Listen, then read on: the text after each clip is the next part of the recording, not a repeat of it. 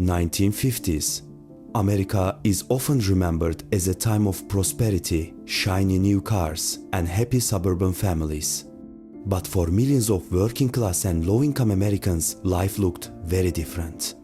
Many families lived paycheck to paycheck, every dollar mattered, waste was unacceptable, and meals had to be filling, cheap, and able to feed large families. Today, we're taking a journey back in time to explore 10 foods that poor American families commonly ate during the 1950s. Some of these meals may seem strange today. Others might surprise you because they're still eaten in parts of America. Let's begin. Number 1. Bean soup. For many poor families in the 1950s, bean soup wasn't just a meal. It was survival. Dried beans were incredibly cheap, easy to store, and could feed an entire family for very little money. A mother could buy a large bag of beans and turn it into multiple meals throughout the week. The preparation was simple. The beans would often soak overnight in a pot of water. The next day, they were cooked slowly for hours. If the family could afford it, a small piece of ham or bacon might be added for flavor. But many times, there was no meat at all. The soup relied on onions, carrots, and whatever vegetables happened to be available. What made bean soup so important was how filling it was. A bowl of bean soup could keep a laborer satisfied during a long day of physical work. Children came home from school to steaming bowls waiting on the stove. In rural communities, families often made huge batches that lasted several days. Nothing was wasted. Leftover soup was reheated again and again until every last spoonful was gone. Many Americans who grew up during the 1950s still remember the smell of bean soup filling their homes during cold winter evenings. For some, it brings back memories of hardship. For others, it reminds them of family, resilience, and making the best of difficult times. A simple bowl of beans may not sound exciting today, but in the 1950s, it was one of the most dependable meals a poor family could have. Number 2. Creamed chipped beef on toast. The name may sound unusual today, but during the 1950s, this was one of the most common budget meals found in working-class American homes. The dish was simple, very simple. Dried beef was chopped into tiny pieces and mixed into a thick white sauce made from butter, flour, and milk. The mixture was then poured over slices of toasted bread. That was it. No fancy ingredients, no expensive meat, no complicated preparation. Yet it filled stomachs and stretched the family's food budget. Many fathers returning home from factories, construction jobs, and warehouses would find this meal waiting on the dinner table. It was warm, filling, and inexpensive. During difficult financial periods, families often relied on meals like this several times each month. The dried beef used in the recipe could be stored for long periods without spoiling. This made it especially valuable for households trying to save money. Some families added black pepper. Others mixed in peas or leftover vegetables. Everyone had their own version. In many households, children didn't even realize the family was struggling financially. To them, this was simply dinner. A meal shared around the table while parents talked about work and children discussed their day at school. Even today, older Americans often remember this dish with a surprising amount of nostalgia. Not because it was delicious, but because it reminds them of a simpler time. A time when families learned how to make a little food go a very long way. For poor families in the 1950s, cream chipped beef on toast wasn't just food. It was another example of making the best out of what little they had. Number 3. Potato soup. Few foods represented survival in 1950s. America better than potato soup. When money was tight, potatoes became a family's best friend. They were cheap, easy to store, and incredibly filling. For many low-income families, a large sack of potatoes sitting in the kitchen meant they would have something to eat for the next several weeks. Potato soup was often made with only a handful of ingredients: potatoes, water, milk if the family could afford it, and sometimes a little butter. That was enough. A mother could peel several potatoes, place them in a large pot, and slowly cook them until they became soft and creamy. The result wasn't a fancy meal. It wasn't something served in expensive restaurants, but it was warm, comforting, and most importantly, it kept hunger away. During cold winters, families often gathered around the dinner table with bowls of steaming potato soup. The smell filled small homes and farmhouses across America. Children would dip pieces of bread into the soup to make the meal last even longer. Some families added onions for flavor. Others mixed in small pieces of leftover bacon. If vegetables from the garden were available, they were added too. Nothing went to waste. Every ingredient had value. Many parents quietly skipped second servings so their children could eat more. It was a sacrifice repeated in countless homes throughout the country. The children often never noticed. Years later, many Americans who grew up during this era recalled potato soup with surprising affection. Not because it was extraordinary, but because it represented family, hard work, and perseverance during difficult times. Today, potato soup can be found on restaurant menus across America. Yet for those who lived through the 1950s, it carries a much deeper meaning. It serves as a reminder of a generation that learned how to survive with very little. A simple bowl of potato soup may seem ordinary, but for millions of poor families, it was one of the meals that helped them get through another day. Number 4. Cornbread and milk. To many Americans today, this combination might sound strange. But during the 1950s, especially in rural areas of the South, cornbread and milk was a common meal among poor families. It was simple, affordable, and easy to prepare. Cornbread had been a staple food in America for generations. It required only a few basic ingredients: cornmeal, flour, milk, and sometimes eggs if the family could spare them. Once baked, the cornbread could feed several people at once. But what made this meal unique was how it was eaten. Many families would crumble pieces of cornbread into a bowl and pour cold milk over the top. Others preferred warm milk. Some even added a small spoonful of sugar when they could afford it. The result was a filling meal that cost very little money.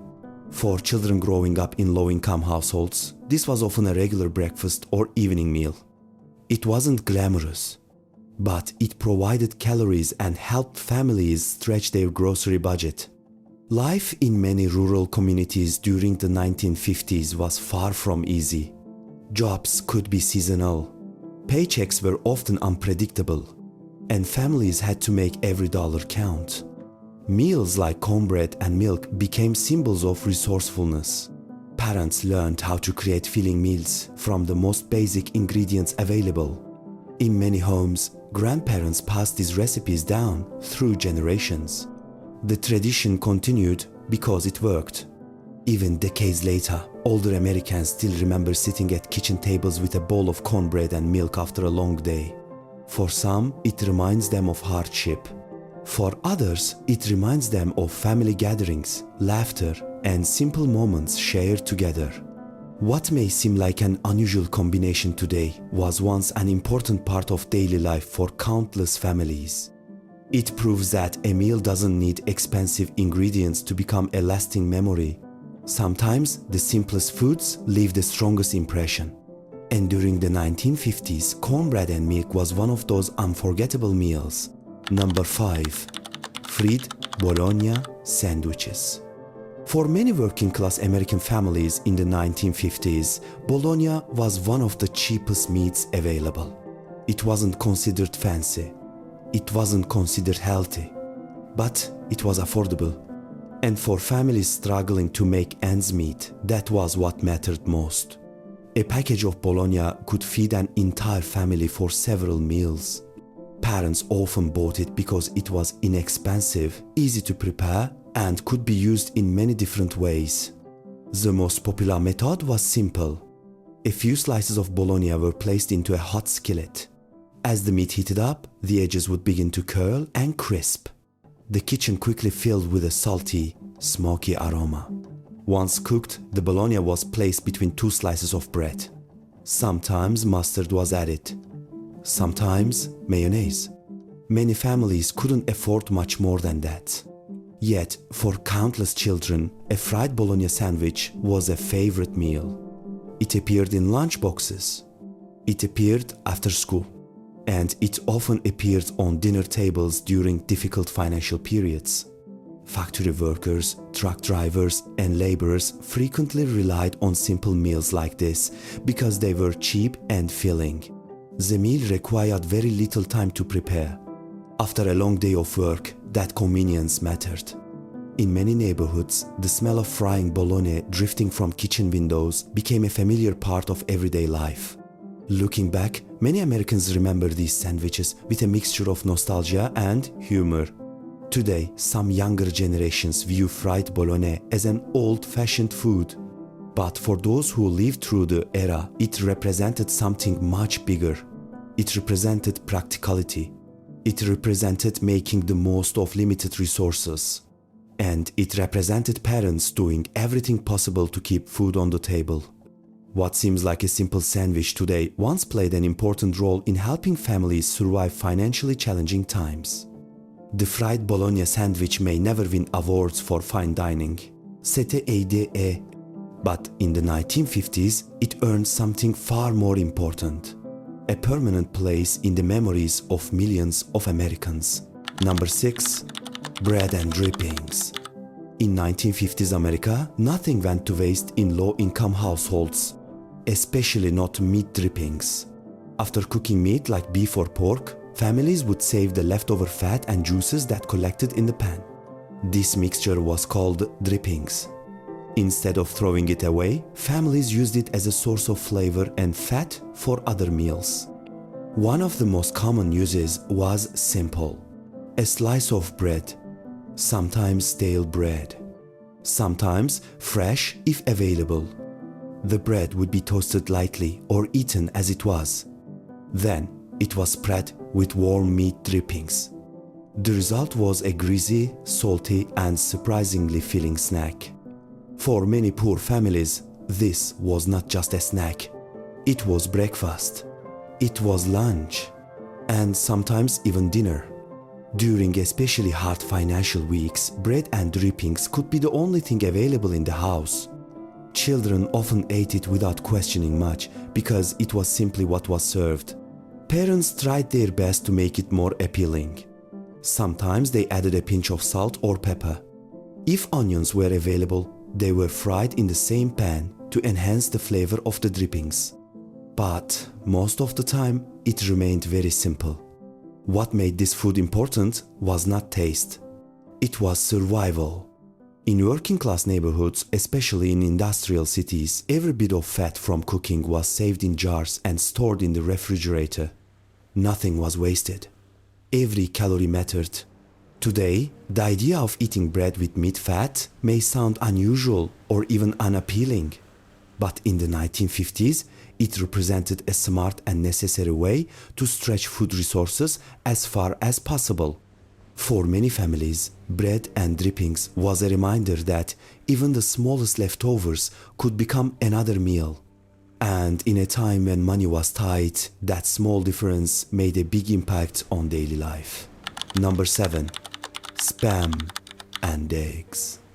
During the 1950s, processed foods began to become more common in American households. One of the most popular and affordable products was canned meat, especially Spam. Spam was cheap. It lasted a long time without refrigeration. And it was widely available in grocery stores across the country. For low-income families, Spam became a reliable source of protein. One of the simplest meals made from it was Spam and eggs. The preparation was very basic. Slices of Spam were cut from the can and placed into a frying pan. They were cooked until slightly crispy on the outside. Then eggs were added to the same pan, often fried or scrambled. The result was a salty, high-protein meal that could keep a person full for hours. For factory workers and laborers, this was especially important. Long shifts required energy, and meals had to be quick and filling. Spam and eggs became a common breakfast before heading out to physically demanding jobs. In many households, this meal was also eaten for dinner when money was tight. Children often grew up seeing spam as a normal part of their diet. It was not considered luxury food. It was practical food. However, not every family could afford even this. For some, spam was reserved for special occasions or difficult weeks when money ran very low. Despite its simplicity, spam became deeply embedded in American food culture during this era. It represented the growing shift toward processed, shelf-stable foods that could support busy, working-class lives. Even today, spam is still eaten in parts of the United States and around the world. But for those who lived through the 1950s, it carries a much stronger memory.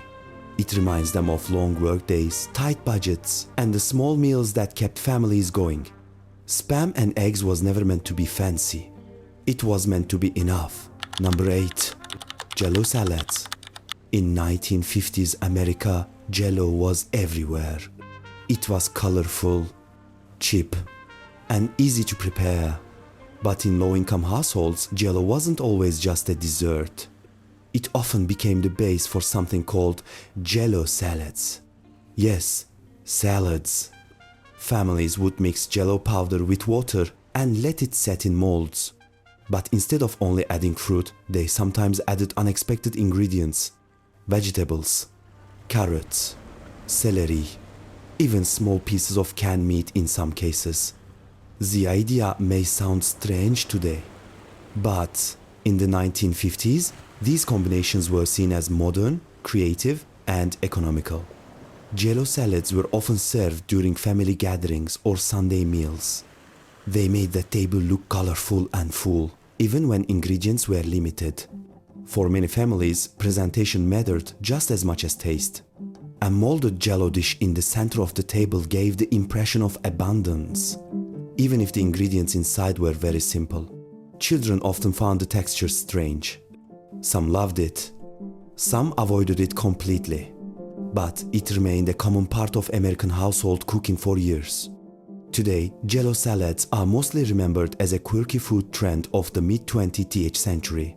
But in the 1950s, they represented creativity in times of limitation. Families learned to turn even the simplest ingredients into something that looked special. And that was often enough. Number 9. Hot dogs and beans. When money was extremely tight, many families turned to one of the cheapest combinations available in grocery stores: hot dogs and canned beans. Both items were inexpensive. Both were filling, and both required almost no preparation. Hot dogs were sliced and either boiled or pan-fried. Canned beans were heated on the stove. Sometimes the two were mixed together in a single pot. The result was a simple but calorie-dense meal that could feed an entire family. For children, this was often an everyday dinner during difficult financial weeks. For parents, it was a practical solution when groceries were running low. The combination of meat and beans provided both protein and energy, even if the quality was basic. In many working-class homes, this meal became a fallback option whenever paychecks were delayed or expenses were high. It wasn't a meal people bragged about, but it was dependable. Today, hot dogs and beans are still eaten in some households, but in the 1950s, they carried a much deeper meaning. They represented survival on a budget and the ability of families to stretch simple ingredients into a full meal for everyone at the table. Number 10. Milk toast. This was one of the simplest and most forgotten meals of the 1950s. Milk toast was exactly what it sounds like: bread, milk, and sometimes a little sugar or butter. The bread was toasted until slightly firm. Then warm milk was poured over it, softening the texture.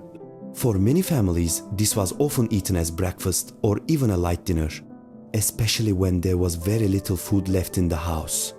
Milk toast was not considered exciting. It was not something people looked forward to. But it was gentle on the stomach, easy to prepare, and required almost no money. During hard times, parents would often give milk toast to children first, making sure they ate before anyone else. It was a symbol of sacrifice in many households. Even though it was simple, it provided comfort in a time when options were limited. Today, milk toast has almost disappeared from modern diets. But in the 1950s, it quietly played a role in helping families get through difficult days.